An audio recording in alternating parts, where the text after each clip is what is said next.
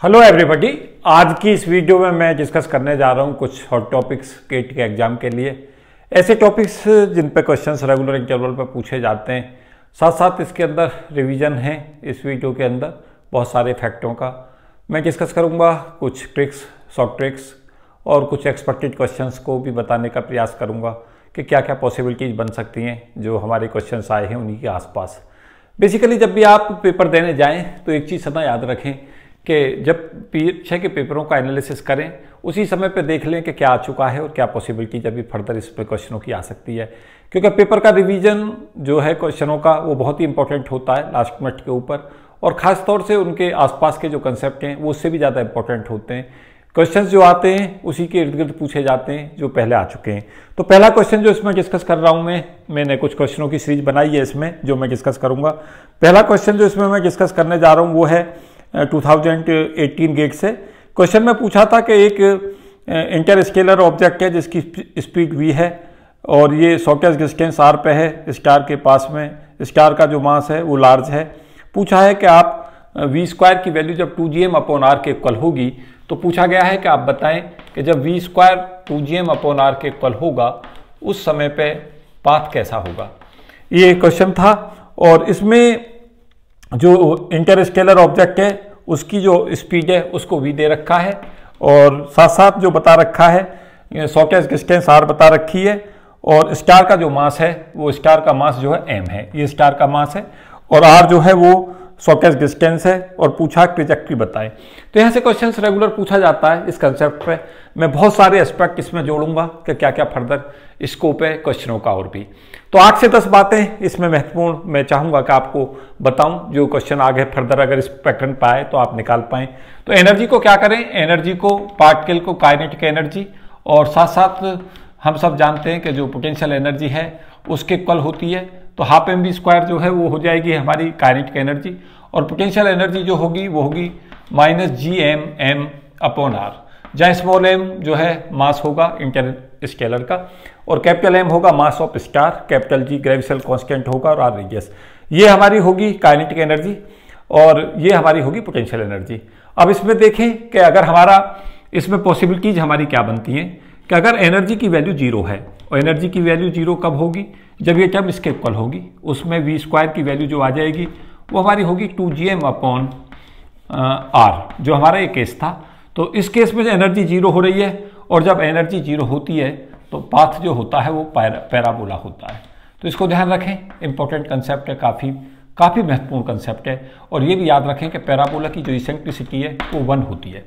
तो इसेंट्रिसिटी को भी ध्यान रखें, इंपॉर्टेंट है, इसेंट्रिसिटी ऑफ द पैराबोला 1 होती है।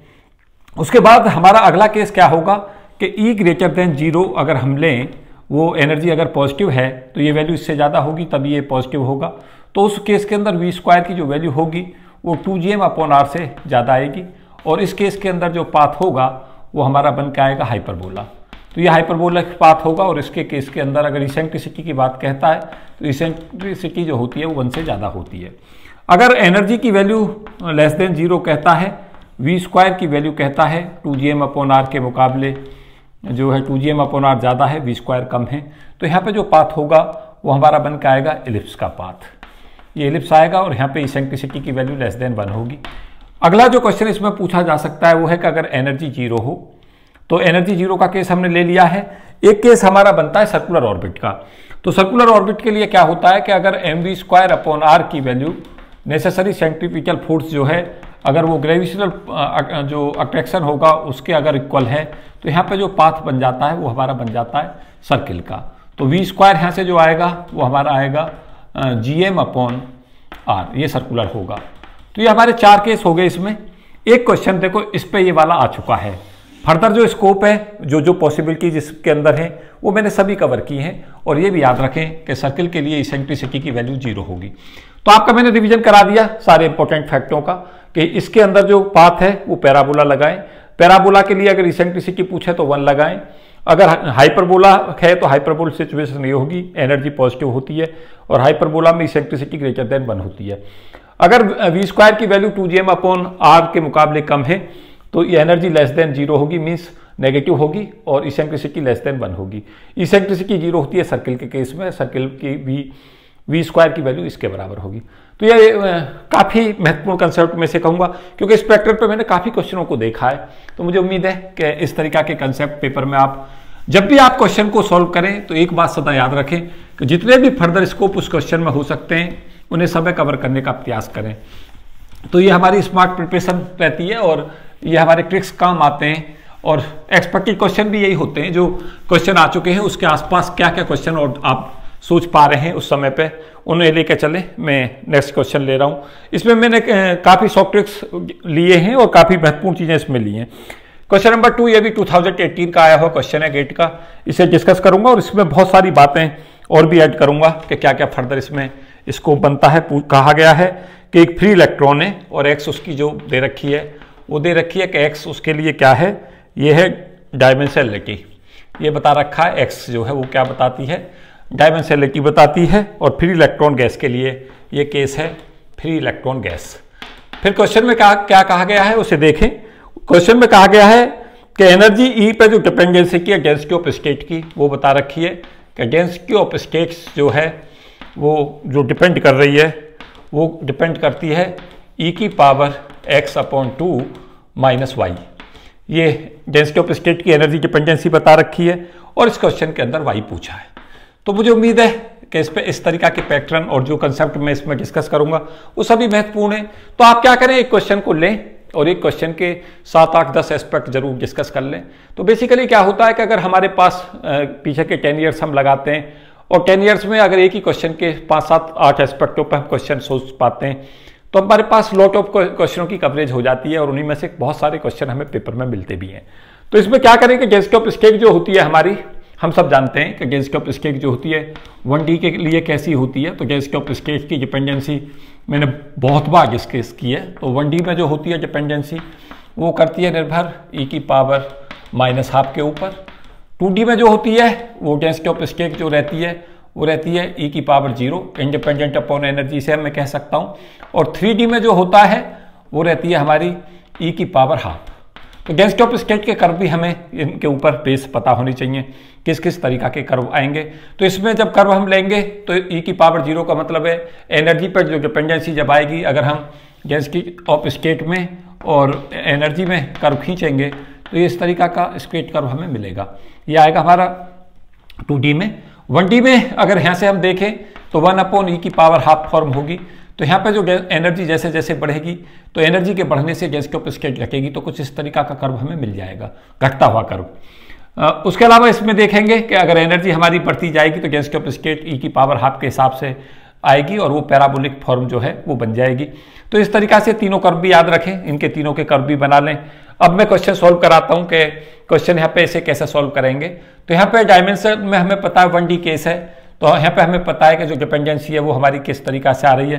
तो अगर हम 1D के लिए इस एक्सप्रेशन को देखें तो 1D के लिए हमारा जो एक्सप्रेशन है x/e की पावर x/2 - y की जो वैल्यू है वो हमारी हो जाएगी e की पावर -½ तो ये हमारा x/2 - y की जो वैल्यू है वो हमारी आएगी -½ और यहाँ से x 1 डायमेंशन के लिए क्यों डायमेंशनलिटी को बता रहा है तो x की वैल्यू 1 हो गई, तो ये हमारा ½ - y की वैल्यू हमारी हो जाएगी -½ और y हमारा जो आ जाएगा यहाँ से वो हमारा 1 आ जाएगा। अगर हम इस केस के साथ भी चलें तो यहाँ पे देखेंगे कि यहाँ x/2 - y बराबर 0 होगा तो x बराबर 2y हो जाएगा और x की वैल्यू 2 है तो y 1 हो जाएगा। तो यहाँ पे भी ये कंडीशंस जो है y बराबर 1 इस कंडीशंस में भी एप्लीकेबल है। अगर 3D में देखेंगे तो e की पावर 3/2 - 1 जो है वो e की पावर ½ आ जाएगा। इसका मतलब है कि हमें y की वैल्यू को 1 लेना होगा। तो ये ध्यान रखें। तो यहाँ पे मैंने डिपेंडेंसी के तीनों एक्सप्रेशन आपको करा दिए हैं, क्वेश्चन भी सॉल्व करा दिया है, डेंसिटी ऑफ स्टेट के कर्व भी बताने का प्रयास किया है ब्रीफ में कि आप डेंसिटी ऑफ स्टेट के कर्वों पे क्या ध्यान रखेंगे। तो डेंसिटी ऑफ स्टेट और एनर्जी कर्व अगर पूछता है 3D में तो हमें आंसर मार्क करना होगा पैराबोलिक शेप। अगर 2D में पूछता है तो स्ट्रेट कर्व और 1D में पूछता है तो जैसे जैसे एनर्जी बढ़ेगी तो डेंसिटी ऑफ स्टेट घटेगी, उसी हिसाब से कर्व को हम प्लॉट करें। तो ये तीनों चीज़ें भी ध्यान रखें और बाकी क्वेश्चन को देख लें। यहाँ पर डेंसिटी ऑफ स्टेट की डिपेंडेंसी जरूर याद रखें। साथ साथ एक इसमें इंपॉर्टेंट चीज़ जो मैं लगातार बताता रहा हूँ वो एवरेज एनर्जी का एक्सप्रेशंस फर्मी एनर्जी और डेंसिटी ऑफ स्टेट के टर्म्स में इस फॉर्मूले को जरूर याद करके जाएं। इंटीग्रल 0 से लेकर EF E और डेंसिटी ऑफ स्टेट जो एनर्जी का फंक्शन है D/e 0 से लेकर EF और density of state into D। इस एक्सप्रेशन को ऑलवेज याद रखें, एवरेज एनर्जी है और EF हमारी फर्मी एनर्जी है। तो यहाँ से इस पर अगर हम इन एक्सप्रेशनों को यूज करेंगे तो एवरेज एनर्जी की वैल्यू हमें पता चल जाएगी फर्मी एनर्जी के टर्म्स में। EF/3 ये आ जाएगी 1D में, ये 1D केस है। 2D में जो आएगी एवरेज एनर्जी वो आएगी हमारी EF/2, और अगर ये 2D केस है एवरेज एनर्जी और फर्मी एनर्जी रिलेशन, और 3D में जो आएगी एवरेज एनर्जी वो हमारी 3/5 EF आ जाएगी। तो यहाँ से हमें बहुत सारे क्वेश्चंस इन पर बेस मिलते हैं, डेंसिटी ऑफ स्टेट पर डिपेंडेंसी, डेंसिटी ऑफ स्टेट के curves, average energy, Fermi energy relations, और कैसे हमने इस फॉर्मूले से y की वैल्यू इवेल्यूट की। और ये हमारा जब भी डेंसिटी ऑफ स्टेट दे और एवरेज एनर्जी फर्मी एनर्जी में रिलेशन पूछे तो इस रिलेशन को अप्लाई करें, ये मोस्ट इंपॉर्टेंट है। मैंने पहले भी डिस्कस किया है वीडियो में और मुझे लगता है कि इसकी बहुत ज़्यादा रिक्वायरमेंट पेपरों में पड़ती है कई बार। तो मुझे उम्मीद है कि दूसरा कंसेप्ट जो मैंने डिस्कस किया है ये भी आपको निश्चित तौर से बेनिफिट देगा।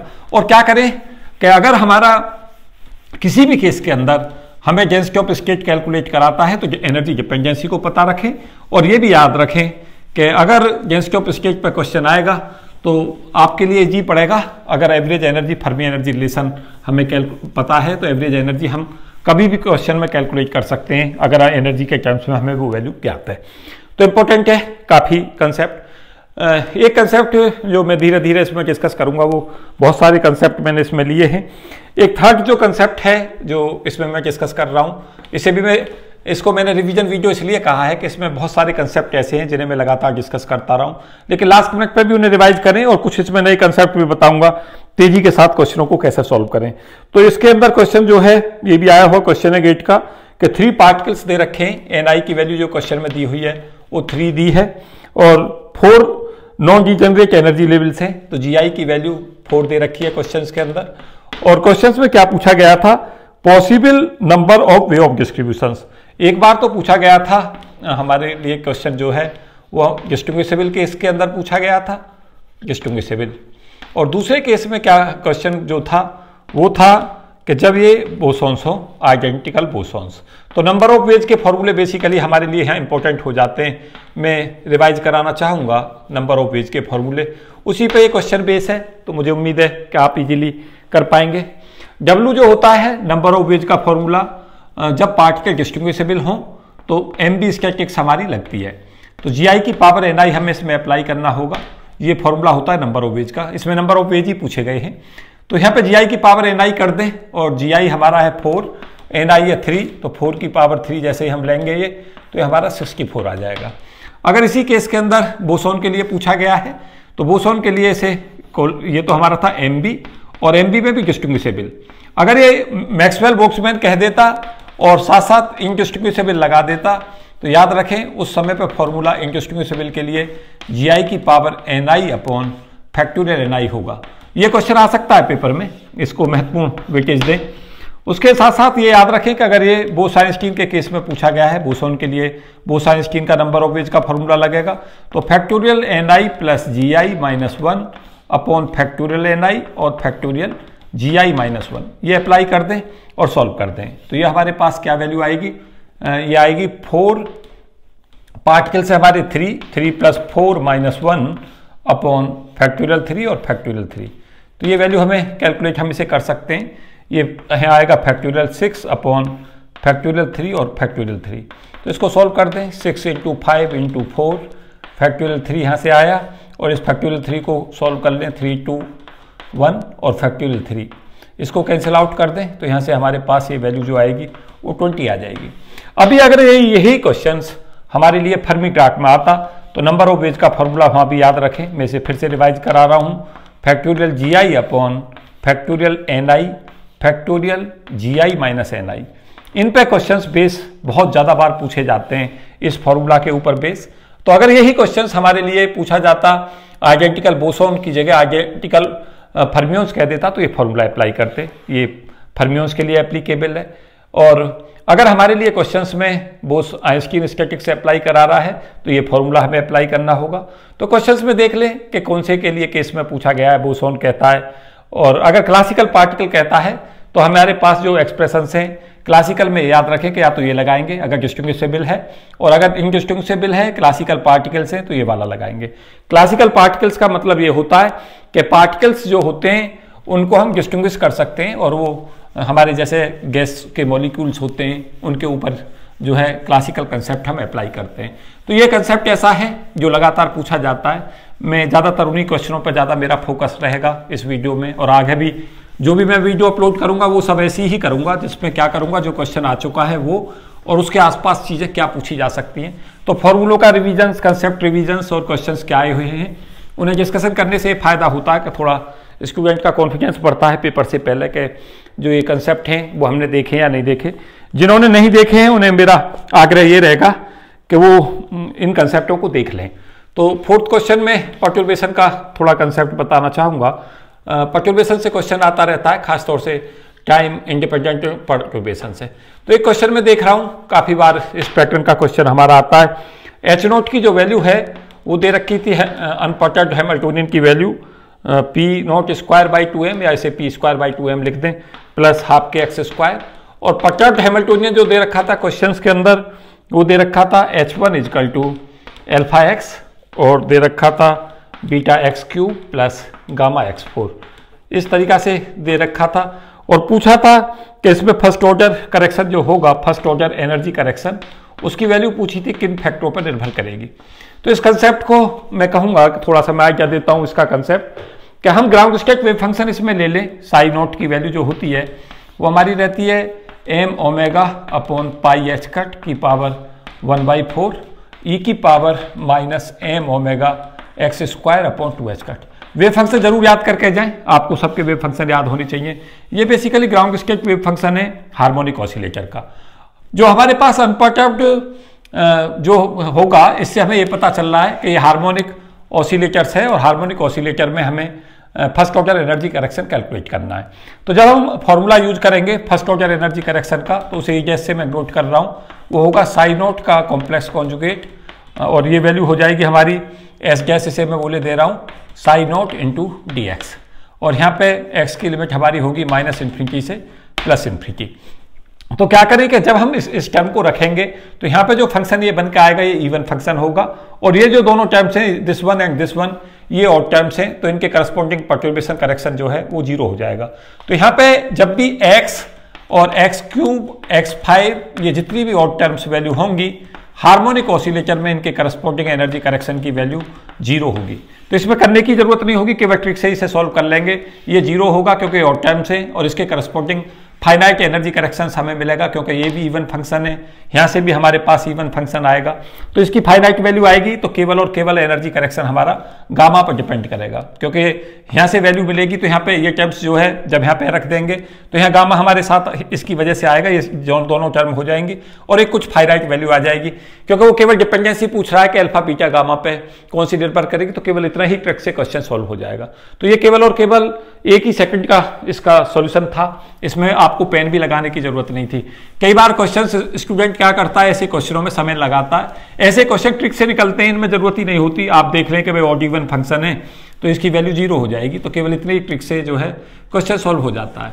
तो याद रखें, मैंने पहले भी कुछ कंसेप्ट ऐसे समझाए, छोटी छोटी ट्रिक्स समझाई हैं, ये महत्वपूर्ण होती हैं पेपर में और काफ़ी क्रूशियल होती हैं, क्योंकि सिलेक्शन में इनका काफ़ी बड़ा रोल होता है। तो ऐसे कंसेप्टों को जरूर सीखें। एक क्वेश्चंस जो न्यूक्लियर फिजिक्स का मैंने इसमें डिस्कस कर रहा हूँ, कुछ और महत्वपूर्ण चीज़ें भी इसमें डिस्कस करने जा रहा हूँ। तो ये हमारा कंसेप्ट नंबर जो इसमें डिस्कशन में दे रहा हूँ 1, 2 और ये 3 और 4 कंसेप्ट मैंने डिस्कस कर दिए हैं। 5th कंसेप्ट इसमें मैं डिस्कस कर रहा हूँ। ये तो क्वेश्चन लगातार ही पूछा जाता है कि 3D के अंदर पूछता है, इसमें पूछी गई थी कि थर्ड एनर्जी लेवल के अंदर डीजनरेसी कितनी होगी। तो थर्ड लेवल में डीजनरेसी पूछी है, और क्वेश्चन जो दे रखा था वो था हार्मोनिक ऑसिलेटर के लिए। तो याद रखें कि 3D के लिए जो फॉर्मूला होगा वो n+1 n+2/2 होगा। केवल ये फॉर्मूला अप्लाई कर दें और n की वैल्यू को यहाँ पे 3 रख दें तो आराम से हम इसे सॉल्व कर पाएंगे। तो जैसे हम n को 3 रखेंगे तो यहाँ से 4 बन जाएगा, और यहाँ से हमारा 5 बन जाएगा, अपॉन 2 हो जाएगा, तो ये आंसर हमारा 10 आ जाएगा। तो यहाँ से क्वेश्चन आता है, इस फॉर्मूले पे लगातार क्वेश्चन आता है। 2D में अगर पूछता है तो n+1 लें डीजनरेसी। हार्मोनिक ऑसिलेटर में अगर कहता है तो डीजेनरेसी हार्मोनिक ऑसिलेटर में तो मैं ये डिस्कस ही कर रहा हूँ। एक हाइड्रोजन एटम में भी याद रखें कि हाइड्रोजन एटम में जो डीजेनरेसी होती है उसका फॉर्मूला रहता है n²। ये रहता है जब ऑर्बिटल मोशन कंसीडर करते हैं केवल ऑर्बिटल मोशन के लिए, और 2n² जो लेते हैं वो ऑर्बिटल और स्पिन के लिए। तो ये भी याद रखें कि ऑर्बिटल और स्पिन मोशन है तो 2n² लेंगे, n यहाँ पे प्रिंसिपल क्वांटम नंबर है। तो ये डीजेनरेसी से क्वेश्चन देखे गए हैं लगातार। एक क्वेश्चन जो मैंने रेगुलर देखा है, काफ़ी बार देखा है, उस क्वेश्चन को भी मैं डिस्कस कर रहा हूँ। तो इसमें मैं कोशिश ये कर रहा हूँ कि जो कंसेप्ट आते हैं उसके आसपास की चीज़ें जल्दी से तैयार रखें। इनमें से ही क्वेश्चंस आने वाले हैं, कुछ बहुत बाहर से कुछ नहीं आएगा ऐसा कि कुछ खास आए, और आएगा तो आप सबसे पहले ऐसे क्वेश्चनों को उस पेपर में सॉल्व करें कि जो हमारा एक 6 कंसेप्ट में मैं बताना चाहूँगा कि एक क्वेश्चन इसमें पूछा गया कि ये जो हमारा वीस-सेकर फॉर्मूला है इसके लिए जो रिलेशंस है सेमी इंपेरिकल मास फॉर्मूला, उस पर क्वेश्चन था। और क्वेश्चन जो पूछा गया था सेमी इंपेरिकल मास फॉर्मूला में, उसे बताता हूँ क्या क्या क्वेश्चन इस पर पूछे जाते हैं, उन्हें भी बताता हूँ। बहुत बार क्वेश्चन इस पर आते हैं। न्यूक्लियर फिजिक्स का एक इंपॉर्टेंट टॉपिक सेमी इंपेरिकल मास फॉर्मूला और सेल मॉडल है, साथ साथ एलिमेंट का पार्टिकल बहुत ही इंपॉर्टेंट है। तो इन 3 टॉपिकों को खास फोकस करके चले, यहाँ से क्वेश्चन पूछे जाते हैं। तो ये जो क्वेश्चन मैं डिस्कस कर रहा हूँ उसमें पूछा गया था कि एक टर्म्स होती है हमारी एसिमेट्रिकल एनर्जी EA, उसकी जो वैल्यू होती है वो भी मैं लिख रहा हूँ यहाँ -AA का होल स्क्वायर अपॉन ए होती है, ये हमारी एसिमेट्रिकल है। तो ये बेसिकली पूछा गया था क्वेश्चन के अंदर कि ये टर्म पैदा क्यों होती है। तो इस टर्म का जो पैदा होने का कारण होता है वो हमारा रहता है, जो टर्म्स है उसका कारण रहता है न्यूट्रॉन का प्रोटॉन से एक्सेस होना, ये इसका कारण होता है, या प्रोटॉन न्यूट्रॉन से एक्सेस हो, क्योंकि वो न्यूक्लियस जिनके अंदर न्यूट्रॉन प्रोटॉन इक्वल मात्रा क्वांटिटी में होते हैं वो ज़्यादा स्टेबल होते हैं, और अगर न्यूट्रॉन एक्सेस में होते हैं प्रोटॉन के मुकाबले, या प्रोटॉन न्यूट्रॉन से ज़्यादा एक्सेस में होते हैं, तो एक टर्म पैदा होती है। तो ये ही उसमें आंसर मार्क करना था, केवल इतना ही कंसेप्ट हमें क्वेश्चन में पूछा गया था। लेकिन क्योंकि ये पूछा जा चुका है तो सेमी इंपेरिकल मास फॉर्मूला पे क्वेश्चन फिर से आ सकता है, इसकी डिपेंडेंसी पूछ सकता है, किन किन फैक्टरों पर निर्भर करेगी। न्यूमेरिकल क्वेश्चन पूछ सकता है, कोई पर्टिकुलर न्यूक्लियस है उसके लिए, जैसे हमसे क्वेश्चन में दे दिया कि भाई कोई एक्स न्यूक्लियस है और इसकी वैल्यू कहता है कि ये 30 और 64 है, मीन्स ए की वैल्यू 64 और जेड दे रखा है 30। ए की वैल्यू दे दी क्वेश्चन के अंदर और पूछेगा कि बताइए सिमेट्रिकल एनर्जी की वैल्यू क्या होगी। तो आप क्या करें, जेड की वैल्यू को यहाँ 30 रख दें, ए की वैल्यू को 64 रख दें, और ए हमें क्वेश्चन में देगा, या इनकी वैल्यू को याद भी कर जाएं, asymmetrical energy term constant, volume energy term constant, इन कांस्टेंटों को याद कर ले तो सीधा हमारे पास आंसर आ जाएगा। तो ऐसे क्वेश्चन की भी संभावना है जो पूछा जा सकता है। साथ साथ याद रखें कि जो वॉल्यूम एनर्जी टर्म होती है EV, वो होती है AV × A, ये AV वॉल्यूम एनर्जी टर्म है, और ये जो है टोटल नंबर ऑफ न्यूक्लियॉन्स है, ये हमारी कहलाती है वॉल्यूम एनर्जी टर्म, और इसका कारण होता है न्यूक्लियर फोर्स। और दूसरी टर्म जो होती है सरफेस एनर्जी टर्म, उसकी वैल्यू होती है -AS A⁻²/3। ये टर्म जो होती है वो आती है कि जो न्यूक्लियॉन सरफेस पर होते हैं वो अनस्टेबिलिटी को जो है उसको अनस्टेबिलिटी को ज़्यादा पैदा करते हैं, उसकी वजह से आती है, और सरफेस टेंशन के एनालॉगस होती है। तो दोनों तरीका से क्वेश्चन आ जाता है। डिपेंडेंसी को याद रखें, सरफेस एरिया पर डिपेंड करती है सरफेस जो ये टर्म है। साथ साथ जो हमारी टर्म्स है पेयरिंग एनर्जी, वो टर्म होती है +-AP/A⁴ ये आती है कि इवन न्यूक्लियाई ज़्यादा स्टेबल होते हैं तो वो टर्म आ जाती है AP/A⁴। AP यहाँ पे पेयरिंग एनर्जी टर्म कांस्टेंट है। माइनस जो लेते हैं इसे लेते हैं जब ऑड ऑड न्यूक्लियाई हो, और 0 वैल्यू इसकी लेते हैं जब हमारा ऑड इवन या इवन ऑड न्यूक्लियाई हो। तो ये पेयरिंग टर्म कहलाती है। ऑड ऑड और का अनस्टेबल होना और इवन का ज़्यादा स्टेबल होने के लिए जिम्मेदार है। तो हर टर्म का सिग्निफिकेंस याद रखें, डिपेंडेंसी याद रखें। साथ साथ ये याद रखें जो हमारे पास EC होती है coulomb repulsive energy term -AC/(Z)-1/A⁴ होती है। तो यहाँ से भी क्वेश्चन आ सकता है, ये जो कूलाम्ब रिपल्सन होता है प्रोटॉन के बीच में, उसके कारण पैदा होती है। तो एक छोटा सा रिवीजन मैंने एक्सप्रेशन का कराया, यहाँ से क्वेश्चन आ चुका है, इन पे आप तैयार रहें। इस तरीका के क्वेश्चंस, न्यूमेरिकल क्वेश्चंस भी आ सकता है, और ये भी पूछ सकता है कि कूलाम्ब रिपल्सिव टर्म किस वजह से आती है, पेयरिंग किस वजह से आती है, वॉल्यूम एनर्जी टर्म क्यों आती है, सरफेस एनर्जी टर्म क्यों आती है, इनकी डिपेंडेंसी कैसा होती है, उन पर न्यूमेरिकल क्वेश्चन भी आ सकते हैं। तो इंपॉर्टेंट कंसेप्ट है, क्योंकि आप क्या करें, जहां से भी क्वेश्चन आया है उसके आसपास की चीज़ों पे खास फोकस रखें, तो आपको पेपर हैंडल करना थोड़ा इजी पड़ेगा। तो मुझे उम्मीद है कि इस तरीका के जो कंसेप्ट हैं वो आपको लास्ट मिनट तक बहुत ही ज़्यादा लाभ देंगे, ऐसा मेरा विश्वास है। कुछ और महत्वपूर्ण चीज़ें मैंने जो इसमें बना के रखी हैं वो भी मैं डिस्कस कर रहा हूँ। याद रखें कि जैसे हमारा एक कंसेप्ट ये भी काफ़ी पूछा जाता है, जैसे हमारा पॉइंट सोर्स है और पॉइंट सोर्स के लिए पूछता है कि आप पॉइंट सोर्स के लिए बताएं कि जो इलेक्ट्रिक फील्ड है और मैग्नेटिक फील्ड है वो आर पे कैसे निर्भर करेगा। तो पॉइंट सोर्स के लिए इंटेंसिटी जो होती है आर पर डिपेंड करती है आई प्रोपोर्शनल टू 1/r²। साथ साथ ये भी याद रखें कि लाइन सोर्स के लिए पूछ सकता है। तो लाइन सोर्स के लिए अगर पूछता है या सिलेंड्रिकल वेव फ्रंट के लिए अगर पूछता है, इसके लिए इस क्वेश्चन को ऐसे भी पूछ सकता है कि स्फेरिकल अगर हमारा वेव फ्रंट है तो आप बताएं कि जो सोर्स है उसके अंदर ई और बी कैसे डिपेंड करेंगे इलेक्ट्रिक और मैग्नेटिक फील्ड, इस तरीका से भी पूछ सकता है। तो इंटेंसिटी का फॉर्मूला याद रखें, इंटेंसिटी का फॉर्मूला ½ C∝0E0² होता है और इसकी वैल्यू हो जाएगी 1/r² के ऊपर डिपेंड। तो E0 जो होगा इलेक्ट्रिक फील्ड का एम्पलीट्यूड वो 1/r पे वेरी करेगा और ई और बी एक ही तरीका से वेरी करते हैं, तो B0 की वैल्यू भी हमारी 1/r पे निर्भर करेगी। इसमें लाइन सोर्स के अंदर जो इंटेंसिटी होती है वो करती है 1/r पे निर्भर। तो यहाँ पे जो होगा वो E0² प्रोपोर्शनल हो जाएगा 1/r के। तो E0 और B0 जो है वो दोनों किस पे निर्भर करेंगे, 1/√r पे दोनों निर्भर करेंगे। तो यहाँ से भी क्वेश्चन पूछा जाता है डिपेंडेंसियों पे, इस पे क्वेश्चन पूछा जाता है, इन पे डिपेंडेंसियों पे क्वेश्चन पूछा जाता है। इंटेंसिटी अगर पूछता है तो इस तरीका से दोनों की इंटेंसिटी डिपेंडेंसी भी याद रखें। तो ये इंपॉर्टेंट कंसेप्ट है जिन्हें हमें मेन फोकस पे बनाए रखना है। तो मुझे उम्मीद है कि इस तरीका के क्वेश्चंस जो है आपके लिए काफ़ी बेनिफिट रहेंगे। छोटे छोटे को रखें। पॉइंट सोर्स पर आ चुका है तो लाइन सोर्स पर सोचें, लाइन पर आ चुका है तो पॉइंट पर सोचें, तो आपके लिए फायदा रहेगा। डिपेंडेंसियों पे भी क्वेश्चंस देखे जाते हैं। एक जो कंसेप्ट है मैं जहाँ पे लगातार देखा है मैंने इस तरीका का क्वेश्चन, वो पूछता है कि नेचर ऑफ इंटरेक्शंस बताएं दो क्वार्क के बीच में। तो पोटेंशियल का फॉर्मूला उसमें याद रखें कि वी आर की जो वैल्यू है वो हमारी रहती है -a/r + br। दो क्वार्कों के बीच में पोटेंशियल की वैल्यू अगर पूछता है। एक क्वेश्चन जो डीजनरेसी पे मैंने देखा है, लगातार मैं इसे भी डिस्कस कर रहा हूँ और आगे चीज़ें और डिस्कस करूँगा। यहाँ पे क्वेश्चंस में पूछा था डीजनरेसी कैलकुलेट करें 3f स्टेट की। बहुत बार क्वेश्चंस इस फॉर्म में पूछे जा रहे हैं, तो इस कंसेप्ट को भी मैं डिस्कस करने जा रहा हूँ इस वीडियो में। और कैसे हम इसे में कैलकुलेट करें कि जो यहाँ पे 2s+1 है उसकी वैल्यू हमारी 3 हो जाएगी। तो स्पिन कैलकुलेट कर लें, तो स्पिन की वैल्यू यहाँ से हो जाएगी हमारी 1। और ये भी हम सब जानते हैं कि sp/df का अगर हमें ऑर्बिटल क्वांटम नंबर निकालना है तो l की वैल्यू यहाँ पे 0 होगी, यहाँ 1 होगी, यहाँ 2 होगी और यहाँ 3 होगी। तो यहाँ से l की वैल्यू हमारे पास में हमें चाहिए f स्टेट की, तो f के लिए l की वैल्यू को 3 ले लें। तो यहाँ से s 1 है और l हमारा हो जाएगा 3। तो j की जो वैल्यू होती है उसे ले लें l - s से लेके 2l + s तक, और कभी भी जो अंतर है वो ऑलवेज क्या होता है, 1 से ज़्यादा का गैप नहीं होता। तो यहाँ पे जब हम लेके चलेंगे तो 3 - 1 जो होगा वो 2 हो जाएगा यहाँ पे, और एक हमारी अपर वैल्यू हो जाएगी 4 और इनके बीच में एक आ जाएगा j 3। तो j की जो पॉसिबल वैल्यू होंगी टोटल क्वांटम नंबर की और एंगुलर क्वांटम नंबर की वो 2, 3, 4 होंगी।